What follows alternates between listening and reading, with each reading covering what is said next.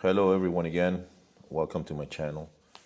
We're going to talk today about regaining possession immediately after losing the ball, or how it was made famous by German coach, made popular by German coach of Liverpool, Jurgen Klopp, and basically who started with this is actually Ralf Rangnick, who was the head coach of Manchester City last season.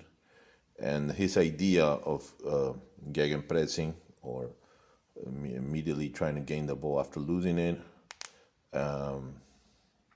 comes after, according to him, as he stated in certain interviews, watching the Dynamo of Kiev of Valery Lobanovsky, a famous Ukrainian coach in the 80s and 90s, was very successful. When he played a friendly match against them, how they behaved, how they moved. Okay, of course, these concepts are very important, or very important, especially right now in modern football. So we're going to talk about general concepts and some things that are important and how it affects the way we're going to play, and how to train them also. Okay, so immediate pressure after losing the ball, Gegenpressing, which is in German, a very relevant and important concept in modern football, soccer, and its training, is a constant change between the different phases or moments of the game. It is really important and will play a key role in the exercises and tasks. As we have mentioned, in football, soccer, we have the physical, the technical, the psychological dimensions, but above all, we have the tactical supra-dimension, which governs all. This means that for us, in order for you to see the other dimensions, they're going to show up according to the tactical dimension. So, for example, later we will explain more about this. So, the tactical supra-dimension, what do we mean by tactical supra-dimension and why this is so important? Created by Professor Victor Frade, is a dimension above all the others. So this concept was created by Professor Victor Frade. It means that the tactical dimension is above all the others, the physical, the technical, and psychological, which allows the others to carry over. For example, how many kilometers or meters our players will run, or how many sprints they will do, or how high or fast they will move, or they will jump. Okay, it's always going to be conditioned by tactics and how the characteristics of the match. So, for example, our team is going to run more or less kilometers if we have more possession or less possession. So it's going to be conditioned always by the tactical dimension, okay, the supra dimension of tactical. Being able to see the game as a whole, not only the matches, but the sessions and tasks. Okay, so an unmistakable characteristic that we see in the game is a constant change. Okay, how teams change in a matter of thousands of seconds from one phase to the other, and how they are prepared to organize and disorganize and reorganize in very short time is something that distinguishes the poor from the good teams. To be prepared to change from one phase to the other, not only mentally, but on an organizational level, identifying on what space our team can lose or recuperate the ball, and reorganizing very quickly, shifting to offensive or defensive transition from organized defense to attack or vice versa, is something that distinguishes high performance teams from the rest. So what you see, or what we see in current football, soccer, is that teams that really get organized very quickly and understand the game better, apart from, of course, the technical skills that the players will have, and physical, okay, and tactical, of course. These are the teams that are going to have a big edge. Okay, so they will have very clearly when they have to look for depth or look for width, according to where they recuperate the ball or where they lose the ball. Okay, it's training through the tasks and exercises. So in modern football, there was a very big influence from the Spanish school, especially from the school coming from Football Club Barcelona, that it has had, since it was one of the first to notice this and create a methodology of training through game context training. I think we talked about this before, that there are two big roots in Europe where tactics and training and methodology and the whole game itself went through an academic transformation to the universities. And this happened in Barcelona and also happened in Porto. So they created this methodology related all through game context training, game-related exercises, either through rondos, possession, positional games, passing exercises, games with constraints, where the complexity of the game is the center of the whole process and not the physical dimension or training out of context like other methodologies proposed or used to do. So they began to understand the game differently. They began to propose training according to the complexity of the game, and they began to see not only the players, the footballers or soccer players, or the training, the methodology as a whole, okay? The complexity of the game is transferred to the different tools we will use, like the size of the space, amount of players, the complexity and the intensity, the concepts, the emotional stress that each task or exercise will have, types of muscle contractions, changes in phases, and many more factors where instead of focusing only on functional physical aspects or other aspects separately, where they are seen as a whole, just as the athlete and the game is seen as a whole. So they began to focus on all these things, okay, and began to see the footballer, the athlete as a whole, okay, through a systemic view. And this is the big difference with these methodologies. Factors to take into consideration. How we attack is going to condition how we defend. Okay, so this is a very important concept, and I'm going to put a quote by Pep Guardiola where he talks about this. And this is something that I remember when I came out from Spain, when I came to South America here, many people did not understand this and still do not understand this. Remember, positional play and the positional game, the positional play, and being able to press immediately with high intensity and control the opponent and the game itself and the possession is going to be conditioned by the way how your team is going to attack. So you're going to see, or you're going to read, or you're going to hear a quote by Guardiola from an interview. Okay, so he says, "We have defended well because we have attacked well. When we travel together and interpret correctly the positional game, players will find themselves in the right spaces together near the ball. So when one of them loses possession of the ball, since we are all together, the recuperation of that possession is simple and quick.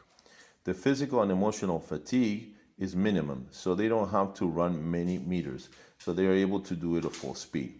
And the moment is the correct one. The opposing team doesn't have any time to reorganize.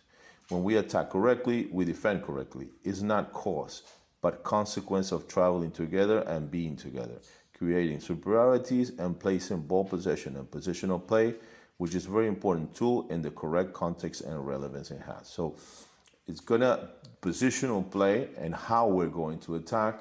Okay, and this is why Guardiola places so much emphasis, and now many other coaches do as well. Like Klopp or Tuchel or many other coaches, Spanish coaches especially. The possession and the positional game is very important because it's going to condition the way you're going to defend. If your team is very long and you're attacking with 1, 2, or 3 players, it's going to be very difficult for you to press because the pressure will be broken very easily, okay? So it is very important to focus on positional play and the way you're going to attack through short passes and as a block, okay?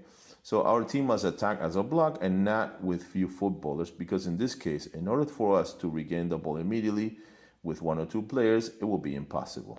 And this way, we will begin to see the game as a whole, okay? As it's not separated attacking from defending or from transition, okay? Okay, immediate mental change when gaining, losing, or regaining possession. So we have to create in the sessions tasks where these changes appear, where athletes train and perfection these changes over and over again in real context exercises, okay? So not only we're going to create tasks, but also we're going to start focusing on the nano and micro principles of how we're going to do this, okay? And we have to create tasks where the players are going to do this. Aggressiveness after immediately losing, gaining, regaining possession. So players must be aggressive in trying to gain or regain possession of the ball in the shortest amount of time possible. Offensive and defensive reorganization. Create exercises where a team has to constantly and quickly reorganize, changing from one sector of space to another, maintaining possession or defending without the ball. Discrimination between what phase we are at the moment and where we will change. So being able to discriminate if that ball that our team has recuperated, for example, will demand depth or width and turn to organize attacking phase or offensive transition, okay?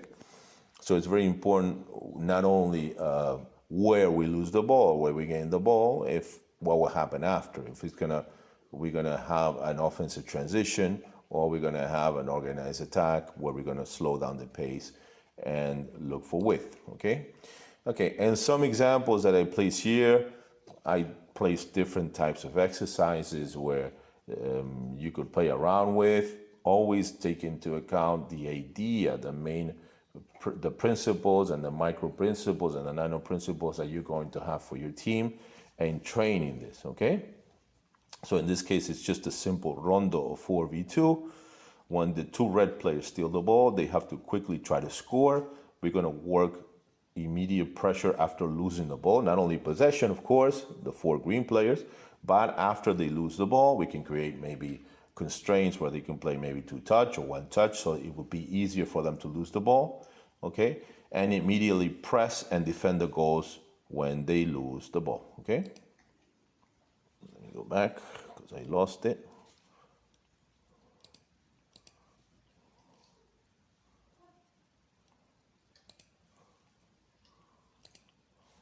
So we have 4v2, okay?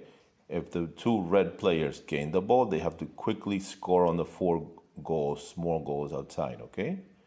Very simple exercise, and green immediately have to shift from attack to defense, okay? And try to gain the ball back.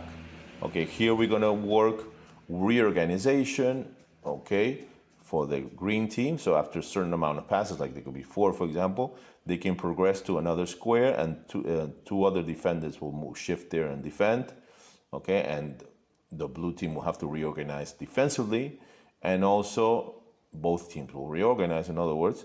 And also, if blue team steals the ball, get the ball out of pressure, reorganize offensively very quickly, and the same thing, but defensively for the green team, okay?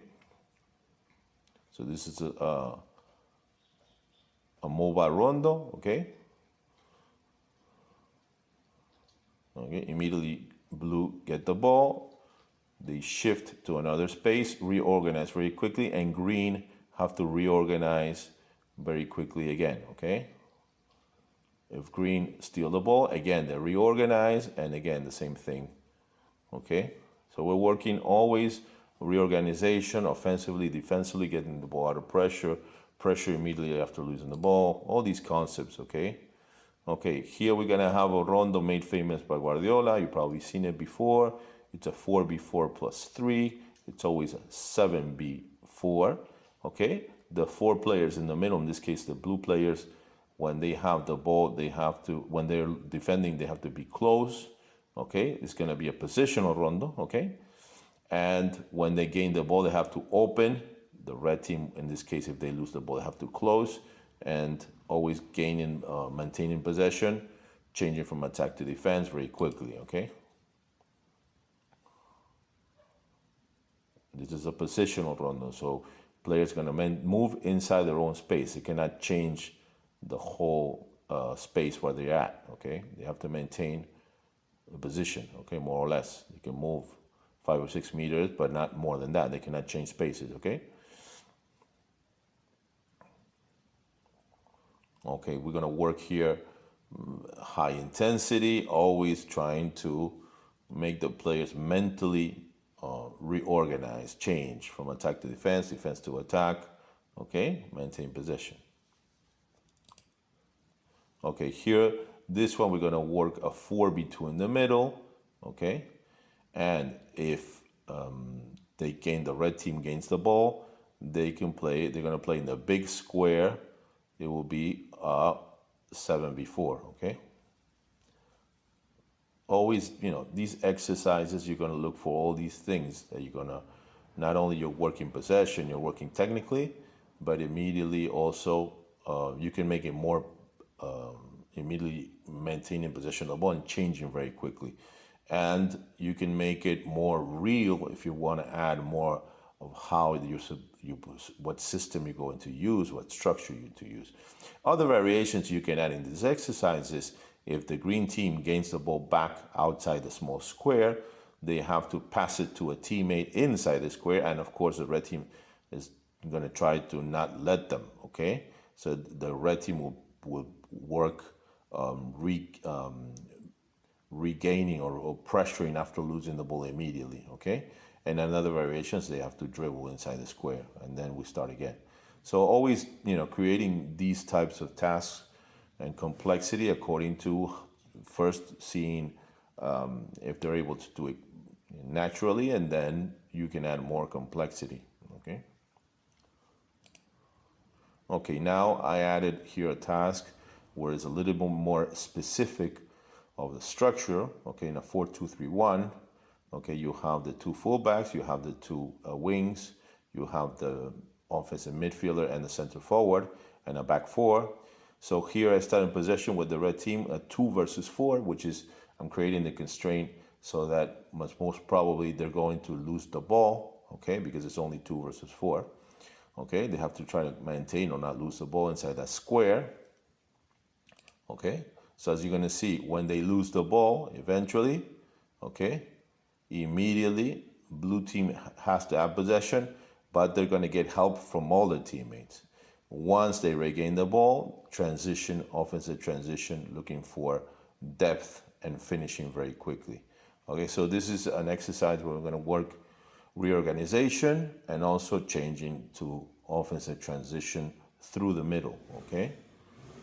If you want, I can repeat it. Okay, it's 2v4.